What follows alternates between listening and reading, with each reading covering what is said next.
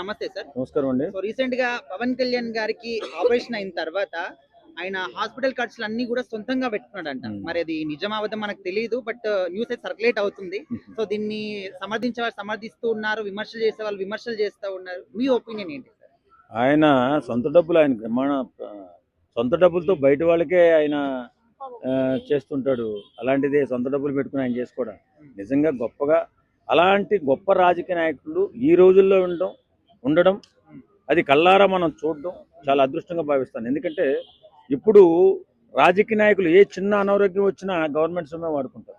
Government సొమ్ము అంటే మన సొమ్మే, ప్రజల సొమ్ము ధారాళంగా వాడేసి ఇష్టాన్రీతిగా ఖర్చు పెట్టేసి ఏవేవో కార్యక్రమాలు చేస్తుంటారు. కానీ పవన్ కళ్యాణ్ గారు ఆయనకు జరిగినటువంటి ఆపరేషన్ విషయంలో పూర్తిగా ఆయన సొమ్మే, తర్వాత ఫ్లైట్ ఛార్జీలు కూడా ఆయన సొమ్మే పెట్టుకున్నారు, గవర్నమెంట్ సొమ్ము పెట్టుకోలేదని చెప్పేసి తెలుస్తుంది. కాబట్టి ఇప్పుడు ఏంటంటే అందరూ భయపడతారు. ఎందుకు భయపడతారు? మనం ఆరోగ్యం ఉన్నా ఆరోగ్యం లేకపోయినా వెళ్ళి ఇంతమంది ఖర్చు పెట్టేసాం, దోచేసాం, ప్రజల సొమ్ము నాశనం చేసేసాం అని చెప్పి వైసీపీ నాయకులు ఏమనుకుంటున్నారంటే మనకి లెక్కే పవన్ కళ్యాణ్ కూడా దోసేసి ఉంటాడు. ఆయన దోసేలాగా ఉంటే అద్భుతమైన జీవితాన్ని, బంగారం లాంటి జీవితాన్ని, అసలు ఇండియాలో నెంబర్ 1 జీవితాన్ని, అంత అద్భుతమైన జీవితాన్ని వదిలిపెట్టుకుని వేళ రాజకీయాల్లో ఎందుకు వచ్చాడు? ప్రజలకు ఏదన్నా ఉపయోగపడాలని వచ్చాడు. పదవుల కోసం వచ్చిన మహానుభావుడు కాదు అతను. పదవుల కోసం వచ్చినటువంటి వ్యక్తి కాదు. మనుషుల కోసం, వారి బాగు కోసం వచ్చినటువంటి వ్యక్తి రాజకీయాల్లోకి పవన్ కళ్యాణ్ గారు ఒక్కరే. ఇప్పుడు డబ్బులు తీసుకోలేదు అని చెప్పేసి ఈ విధంగా అంటున్నారు. తీసుకొని ఉంటే కూడా ఎంత అయిందో దీన్ని డబ్బులు వేసుకున్నారు, జనాలు డబ్బులు దోచుకున్నారు అని చెప్పేసి ఆ విధంగా కూడా అనేవాళ్ళు. అంటే ఏది చేసినా కూడా తప్పని ఎందుకు బయటికి క్రియేట్ చేస్తున్నారు? ఈ నికృష్ట రాజకీయ నాయకులు ఎవరైనా ఉన్నారంటే వైఎస్ఆర్ కాంగ్రెస్ పార్టీ నాయకులు. ఎందుకంటే వాళ్ళు ఏ రకంగా పడితే ఆ రకంగా మాట్లాడతారు. ఆయన రాజకీయాల్లో ఎలాంటి పదవు లేనప్పుడే ఆయన రాజకీయాల నుంచి దూరంగా పెట్టాలని ఆయన కుటుంబాన్ని, ఆయన్ని ఇదిలోకి లాగి ఎన్నో విధాలుగా ఇష్టాన్రీతిగా మాట్లాడించిన వ్యక్తి ఎవరైనా ఉన్నారు జగన్మోహన్ రెడ్డి. ఆయన బుద్ధి ఇప్పటికి మారదు, ఎప్పుడూ మారదు. ఇప్పటికే ఇలాంటి వ్యక్తుల్ని అభినందించాలబ్బా. ఇప్పుడు నేను రూపాయి జీతం తీసుకోకుండా పనిచేశాను అన్నావు, 1,00,000 కోట్లు 2 లక్షల కోట్లు దోపిడీ జరిగిందని వాళ్ళు అంటున్నారు. మరి నీ ఆస్తి ఎంత ఉంది? వేళ నీ ఎక్కడ చూసినా నీవే ఉన్నాయి.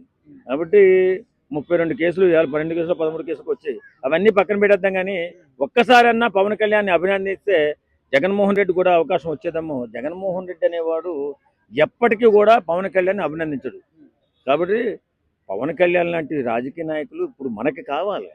జగన్మోహన్ రెడ్డికి వద్దు. ఎందుకంటే ఆయన దోపిడీదారుడు, ఈయన దేవుడు. కాబట్టి అలాంటి ఇలాంటి పనులు చేస్తున్నాడు కాబట్టి జగన్మోహన్ రెడ్డికి పవన్ కళ్యాణ్ గిట్టడు. ఎందుకు గిట్టడు? సొంత డబ్బులే పెట్టుకున్నారని బయటికి అంటున్నారేమో, అది అబద్ధమై ఉండే ఆ ఛాన్స్ కూడా ఉండొచ్చు. లేదండి, అబద్ధం అయితే అది బయటకు అనరాళ్ళు. అబద్ధం చెప్పుకోవాల్సిన అవసరం ఉంది. కోటానికి కోట్ల రూపాయలు మహానుభావుడు జనాలకు పంచిన వ్యక్తి ఆయన అబద్ధం జనాల మెప్ప. ఆయనకి ఎందుకు జనాల మెప్పి? ఆయన ఎప్పటి నుంచో సేవ చేసుకుంటూ వస్తున్నాడుగా. ఇప్పుడు జగన్మోహన్ రెడ్డి ఏమన్నా 1 రూపాయి ఇచ్చాడు సొంత డబ్బులు ఎప్పుడన్నా? కానీ నేనేమంటానంటే ఆయన అధికారంలో 5 సంవత్సరాల అధికారంలో ఉన్నప్పుడు 3,000 మంది రైతులు చనిపోతే మనిషికి 1,00,000 రూపాయలు ఇచ్చిన మహానుభావుడు ఆయన. ఆయనకి జగన్మోహన్ రెడ్డికి, దేవుడికి, దెయ్యానికి పోల్చుకోండి. జగన్మోహన్ రెడ్డి అనేవాడు నీచ నికృష్ట దరిద్రగొట్టు రాజకీయం చేయడంలో ముందుకుంటాడు.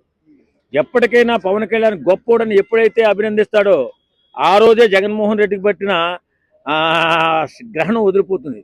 నేనేమంటానంటే బాధ్యతగా ఉండండి రాజకీయ నాయకులు.